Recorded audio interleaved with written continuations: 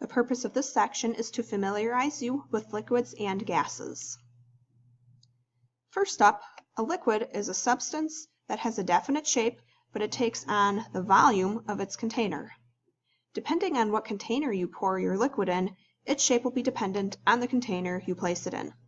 This is unlike a solid, which we discussed in the last section. Remember, a solid has a definite shape and a definite volume, regardless of what container the solid is placed into.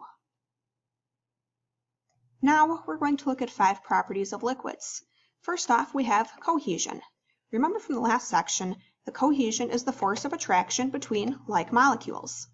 As an example, molasses has higher cohesive forces than water. A higher cohesive force makes the liquid seem thicker.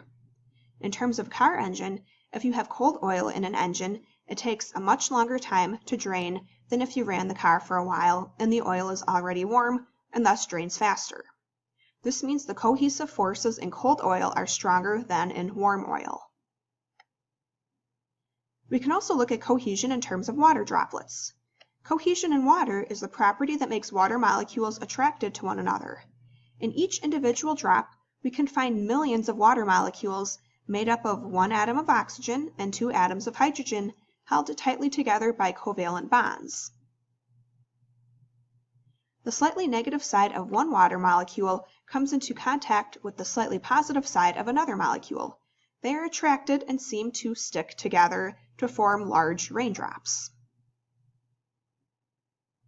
The second property of liquids, just like we saw with solids, is adhesion. Adhesion is the force of attraction between unlike molecules. Adhesion is caused by mechanical forces, think sticking together, and electrostatic forces, think attraction due to opposing charges. When water is poured on a clean glass, it tends to spread, forming a thin uniform film over the glass surface. Here we have the adhesive force between the water and the glass strong enough to pull the water molecules out of their spherical formation and hold them against the surface of the glass. Another example of adhesion is molasses or syrup on sticky fingers. There is a force of attraction between your finger and the molasses. The third property of liquids is surface tension. Surface tension is the ability of the surface of a liquid to act like a thin film. At the liquid-air interface, surface tension results from greater attraction of liquid molecules to each other or a larger cohesive force than to the molecules in the air, which would be adhesion.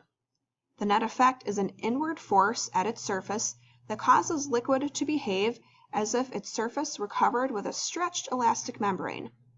Some other examples of surface tension would be water staying as droplets because the surface tension is so strong. Another example would be a water strider.